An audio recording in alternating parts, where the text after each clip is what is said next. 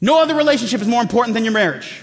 You, as you step into a covenant before God and your closest and say, I do, you step into that, you are now in a covenant that transcends any other relationship on the planet. More than your family, you've started a new family. More than your kids, some parents struggle with that. More than your kids, you are to be one with the person you're with. And this is a wild experiment. Think about this. God taking two free-thinking, autonomous individual people and throwing them together to be one person? That's wild, right? In every way, socially, financially, geographically, physically, all these things coming into one. It's this wild thing. Like he's saying, like, out of all 7.8 billion options on the planet, I choose you to fight with the most and discourage the most, but also to love the most and forgive the most and cuddle with the most, like no one else on this planet. The oneness that they're looking for. This oneness is the point of what marriage is. If your child takes priority over your spouse, your marriage will not work. And your child will lack the security that can be found in knowing that mom and dad are each other's number one.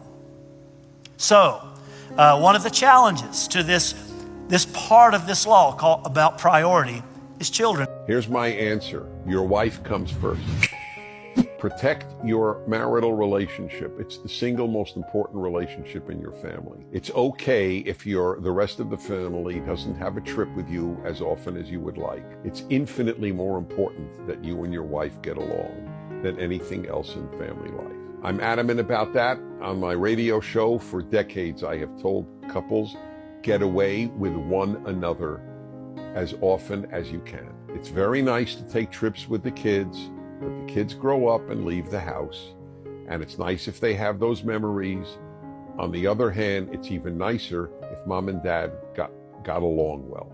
You have to grow together, and you can never stop dating your wife. Never stop making her feel special, and if you want quality time like that, give her quality time like that. That's a give-get, and when I do that, our relationship has a lot more sync to it.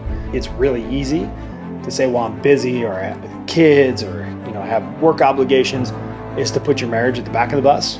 And I would challenge you to prioritize, put your marriage to the front of the bus and work everything else around it. It doesn't have to be every day. It doesn't even have to be every week, but it has to be frequent, and frequent enough that it's not an afterthought, meaning it's a planned schedule event that we're working around.